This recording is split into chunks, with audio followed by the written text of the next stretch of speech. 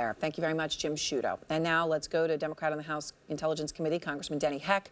Congressman, I appreciate your time. So obviously, Jim Comey's testimony, really the most important moment in this investigation thus far. Do you think that he will be willing to say anything that would prove collusion between the Trump team and Russia? I don't think, Erin, that he'll do anything to reveal classified information. In fact, we don't know what he's going to say, but I think we have pretty high confidence about how this is going to transpire and play out. Number one, it's going to be probably the most watched congressional television since either the Watergate hearings or the McCarthy hearings. Number two, whatever he says is going to be on your tongue and on front page of newspapers probably for several days. Number three, the president's going to be tweeting either in real time or shortly thereafter, mostly engaging in ad hominem attacks, not doing the job, frankly, that he's paid to do. Number four, the truth of the matter is, this is just going to be one page in this book. This isn't even a chapter. There's lots to come out in the months ahead. And how do I know this? Because there's lots that has come out in the last 4 months, and it will continue. So you think this is not even a page? In terms of there are other things that you think could be more significant and bigger developments in the Russia investigation than this?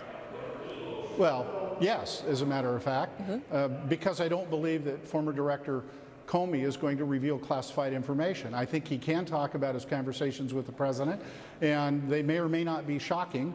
The other prediction I would make is that despite his tweet storm, the president's going to come out on the short end of this stick. So when it comes to what he's going to say, I mean, what happened in those meetings with the president is crucial, right? If the president of the United States obstructed justice, if that is the determination, if it goes in that direction, right, that completely changes this story, and it completely changes this presidency. Trump has said, first of all, that Comey told him 3 times he wasn't under investigation. In his letter, Trump wrote, "I greatly appreciate you informing me on 3 separate occasions that I am not under investigation." He then reiterated that in an interview with Lester Holt on NBC News. So when Jim Comey comes out and says that didn't happen, do you think it's possible the president just misunderstood, or do you think the president is a liar? Well, the president can assert whatever he wants to, but what we know about former Director Comey is that he keeps meticulous notes in the immediate aftermath of these meetings. Look, I'm not a lawyer and I'm not a judge, so I don't want to get into the whole discussion of obstruction of justice.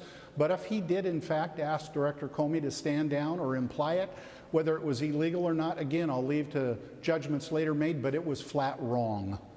But what does flat wrong mean? Because if it's not illegal, if it's not obstruction of justice, because there's no underlying crime, and of course he's perfectly free to fire his own FBI director, which he then subsequently did.